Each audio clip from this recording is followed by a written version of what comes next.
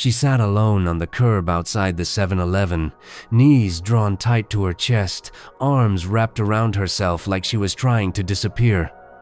The late autumn wind picked up a corner of the cardboard sign next to her that read in uneven black marker, "Just hungry. Anything helps. God bless." Frank Dorsey noticed her as he came out with his dollar coffee, the last one he'd be buying for a while. His old boots scuffed against the concrete as he stepped around a crack in the sidewalk, careful like always, though he wasn't sure why he still bothered. He took a long sip of the cheap brew, letting it burn his throat. It reminded him he was still alive. The woman didn't look up. She wore a faded green jacket that was 2 sizes too big and had holes at the elbows. Her shoes weren't really shoes anymore, just tattered slip-ons with socks poking out the front. Her fingers were red from the cold, but she didn't shiver. It was a kind of stillness that only came after a long, long fall. Frank reached into his pocket and pulled out the crumpled $5 bill. It was the only cash he had left, maybe enough to get some gas in his truck or a can of soup for dinner. But his fingers didn't want to close back around it. He hesitated. Then he walked toward her, boots crunching dry leaves. "Hey," he said softly. She looked up, startled, her eyes a pale blue under the grime, and not as young as he first thought. Maybe 40, maybe more. Hard to tell under the layers of time and hardship. Frank crouched down beside her, holding out the bill. "It's not much, but maybe it gets you a sandwich or a hot coffee." She stared at it, then at him. "You sure?" Her voice was scratchy, dry. "You don't look like you got much either." He chuckled, though it came out more like a breath. "Ain't that the truth?" Still, he held the bill toward her. Her hand trembled as she took it, and for a moment their fingers touched, just briefly. She blinked hard, then gave the faintest nod. "Thank you. That's kind." Frank stood up slowly, knees creaking. "Take care of yourself, all right?" She didn't say anything else, but she gave a little wave as he walked away. He didn't look back. That night, Frank sat alone in his mobile home, a rusting 1989 Winnebago parked behind the old tire shop that shut down 2 summers ago. He had a little heater going, powered by a jerry-rigged solar panel he'd mounted himself. His stomach growled, but he ignored it. Instead, he looked at the photo on the counter. His wife, Linda, smiling on a beach in Myrtle Beach the year before she passed. She wore that big straw hat she hated, and he was holding her hand. They looked so young, so clean. He talked to her sometimes, like tonight. "You'd say I was an idiot, wouldn't you, giving away my last $5? He smirked. "But I don't know, hon. She looked like you did that winter we got stuck in Kentucky. Remember that diner owner who gave us free pie just 'cause he liked your laugh?" The heater sputtered. Outside, wind whistled through the cracks in the aluminum walls. Frank drifted to sleep in his worn recliner, his blanket tucked up to his chin. He dreamed of warm biscuits and soft music playing from an old jukebox. The next morning, he woke with a start. Someone was knocking on his door. His heart jumped. He hadn't had visitors in over a year. He pulled on his coat and stepped over to the door, hesitating before opening it. There, standing in the weak morning light, was a young woman not the same one from the curb, maybe mid-20s, dressed neatly in a pea coat and jeans, holding something in her hands. "Mr. Dorsey?" she asked, her voice warm but cautious. Frank furrowed his brow. "Yeah, who's asking?" She offered a hesitant smile. "My name's Rachel. I'm here on behalf of my mother. She said you helped her yesterday, outside a convenience store?" Frank blinked. Then his eyes widened. Your mother? The woman on the curb? She nodded. Her name's Helen. She's had a really rough few years. But she came to my place last night, said a man gave her his last $5 and treated her like a human being. She couldn't stop talking about it. Frank opened his mouth, then closed it again. She came to you? Rachel nodded. She's back with me now. I've been trying to find her for over 2 years. She just showed up at my door, crying, holding a sandwich, and saying some stranger reminded her she still mattered. Frank stepped outside slowly, still blinking. Rachel held out a paper bag. It's not much, just some groceries. My mom insisted. She wanted to come herself, but it's still early. Frank took the bag, feeling its warmth. There was a container of soup, a loaf of bread, some apples, even a box of cookies.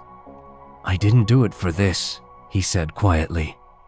I know, Rachel said. That's what makes it beautiful. Frank felt something shift in his chest. A tightness he hadn't noticed was there. The kind that grief leaves behind, like rust on an old pipe. Thank you, he said. No, Rachel replied, eyes glistening. Thank you for bringing my mom home. The next week brought with it a gray drizzle and the smell of wet leaves. Frank thought he'd never see Helen again. But one Thursday afternoon, he spotted a familiar figure walking slowly across the lot near the library, a figure with that same oversized green jacket, but this time walking with intention, not desperation. She stopped short when she saw him. You again? She said, a bit of a smile creeping into her tired face. Frank raised his thermos in salute. Looks like you made it. Helen chuckled, and something in her eyes softened. I did. Barely, but I did. They talked on the sidewalk for nearly an hour. She told him how she'd once been a schoolteacher before life had unraveled her divorce, losing custody of her daughter for a while, depression, a bout with addiction she never thought she'd escape. But something in her had shifted when Frank handed her that $5 bill. Not just the money, she explained. It was the way he looked at her like she was still a person. Frank listened quietly, nodding now and then. He didn't interrupt, didn't judge. Just held space. Eventually, he offered her the other half of the ham sandwich he had packed for lunch. Not fancy, he said, but it's fresh. She hesitated, then took it. Thanks, she murmured, unwrapping the foil slowly. You always this kind to strangers? Frank gave a crooked smile. Only the ones who look like they need someone not to look away. They sat on the low stone wall near the bus stop, chewing quietly. Helen pulled the jacket tighter around her. I'm staying with my daughter now. Just until I get on my feet. She's trying. I'm trying. We've got a long way to go. You'll get there, Frank said. One step at a time. She studied him. What about you? You live alone? Frank nodded. Trailer out back of the old tire shop. Not much, but it keeps me dry. Helen tilted her head. You ever get lonely? Frank let the question settle. Yeah, he admitted, but it's easier than pretending I don't miss someone every day. Helen understood. That night, they ran into each other again, purely by chance at the community soup kitchen on Oak Street. Helen had started volunteering, helping set up tables and pour coffee. Frank came in for a hot meal once a week, but this time when she saw him, her whole face lit up. Well, if it isn't Mr. $5, she teased. Frank grinned. Didn't expect to see you work in the line. She handed him a bowl of chili. Didn't expect to be on the other side of the table either. From that day on, it became a pattern. Frank would swing by the community center when Helen was there. Sometimes they walked a few blocks together after her shift. Sometimes they sat on the park bench and shared a bag of popcorn or talked about books they remembered reading back when life was different. Frank found himself looking forward to those moments. So did Helen. She started calling him Frankie just to see if it made him blush. He always grumbled when she did, but he never told her to stop. For the first time in years, they both began to feel like they belonged to something again, even if it was just small, quiet companionship. Winter came in slow this year, not with a bang, but with soft, quiet snow that blanketed the sidewalks like a whispered forgiveness. Frank didn't usually like the cold, but he found himself smiling one morning when he saw the first dusting of white on his windshield. It reminded him of North Dakota, back when life was simpler. He and Helen had grown into something by then. Not lovers, not yet, but partners in silence, companions in small joys. Every Wednesday, she'd bring him a cup of soup from the kitchen, and he'd fix little things for the community center, creaky doors, light switches, a faulty water heater. Sometimes they just sat in the park not talking, just watching people go by. One afternoon, Helen handed him a book of poetry. "Wrote this back in my teaching days. Thought maybe you'd like it." He turned it over in his hands, surprised. "You wrote this?" She nodded shyly. "Yeah, most folks don't think of homeless women as writers, but before everything, I loved words." Frank opened the first page and read the title aloud. "Lanterns in the Fog. That's beautiful." She smiled, and it reached all the way to her eyes. They kept sharing pieces of themselves. Frank showed her old photos of Linda, and Helen didn't flinch or grow jealous. She asked questions, wanted to know who Linda was, what kind of laugh she had. Frank told her Linda had a laugh like wind chimes in July. Helen said, "I hope someone says something that kind about me when I'm gone." "You're not going anywhere," Frank replied. "Not while I still got a porch and a heater and an extra bowl of soup." That night, Helen came by with a bag of groceries Rachel had dropped off. She knocked, and Frank opened the door wearing flannel pajama pants and a wide grin. "You hungry?" she asked. "I'm always hungry," he replied. "Come on in." They made grilled cheese together. Nothing fancy, just white bread, sharp cheddar, and laughter filling the tiny kitchen. Helen looked around his trailer. "It's not much, but it feels like home." "It's more than 4 wheels and walls," Frank said. "It's the people inside that count." They sat on the floor, eating sandwiches and watching a black and white movie on the old TV. When the power flickered and finally cut out, Helen pulled a blanket over both of them. Neither moved. They just leaned into the silence, two people, no longer broken, just healing. Outside, snow began to fall again. Part 4, Climax. Spring arrived with muddy streets and the smell of thawing earth.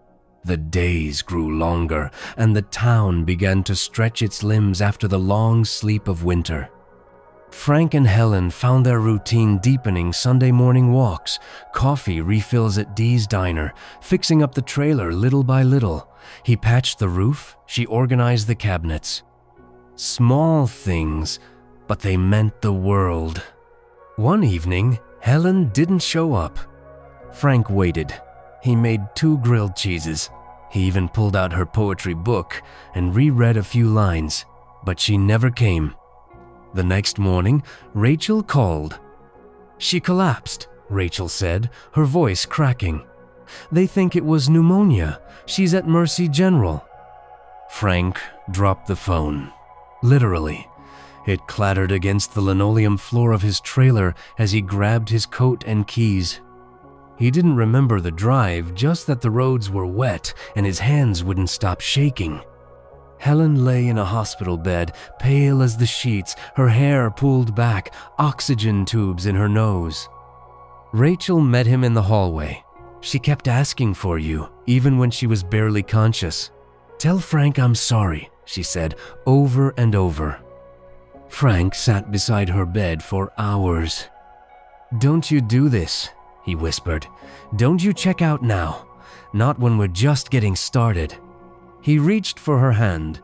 It was cold. He held it anyway. The nurse came in, checking monitors. "She's stable, but it's touch and go." That night, Frank pulled his chair close, laid his head on the edge of the bed, and fell asleep holding her hand. When he woke, Helen was staring at him, her eyes barely open, but shining. "You waited," she croaked. He smiled, eyes stinging. "Of course I waited. I thought maybe you'd run. Everyone does." "Not me," Frank said. "Not this time." She tried to smile. "You're a stubborn old mule, Frankie." He laughed, then cried, quietly. "I'm not ready to lose you," he said. Helen squeezed his hand just a little.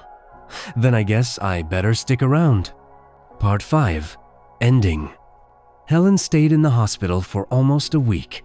Frank visited every day, always with a new book, a crossword, or a slice of apple pie from Dee's Diner. On the 5th day, she walked a few steps to the window with help.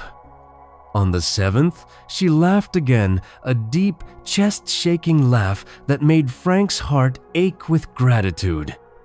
When she was released, Frank helped her into his truck and drove her back to his trailer. A welcome back sign made from cardboard and yarn hung crooked on the door. Rachel had made it, smiling through her tears. That evening, they all sat down to dinner together, Frank, Helen, Rachel, and Rachel's 2 kids. Helen's eyes never stopped moving, drinking in every detail of the warmth around her. She held Frank's hand under the table. Summer came, soft and golden. Helen moved into the trailer full-time. They kept things simple: coffee in the morning, soup on Sundays, walks by the river when it wasn't too hot. Frank fixed up a little garden beside the trailer, and Helen planted marigolds. One morning, Frank stepped out to find a small envelope on his porch. Inside was a note, handwritten in tight, neat letters. "You reminded me I was worth saving. Your kindness saved my life. Thank you, H." Folded inside was the same $5 bill, laminated. Frank held it to his chest and stood there in the sunlight for a long time. Sometimes the biggest changes come from the smallest choices: a shared sandwich, a half smile, a single $5 bill. Frank and Helen never married. They didn't need to. What they had was deeper than ceremony. It was chosen again and again, in little moments, in small kindnesses. Years later, when Helen passed peacefully in her sleep, Frank sat beside her for hours, holding her hand just like he did that night in the hospital. He read from her poetry book. Then, he placed the laminated $5 bill inside its pages and tucked it into her hands. She had come full circle. Frank lived another 5 years, always kept an extra sandwich in the truck, always looked twice when he saw someone sitting alone on a sidewalk, because he knew you never really know the ripple your kindness will make. Have you ever been changed by a small act of kindness? Share your story in the comments. It might just change someone else's life too. Like this story? Please like, share, and subscribe to The Kind Story for more real, emotional journeys that remind us of the good in the world. Disclaimer: this story is a work of fiction or dramatized for entertainment purposes. While it may be inspired by real human emotions and events, all characters, names, and situations are either entirely fictional or modified for storytelling. This content fully complies with YouTube's community guidelines and is intended to inspire, not mislead.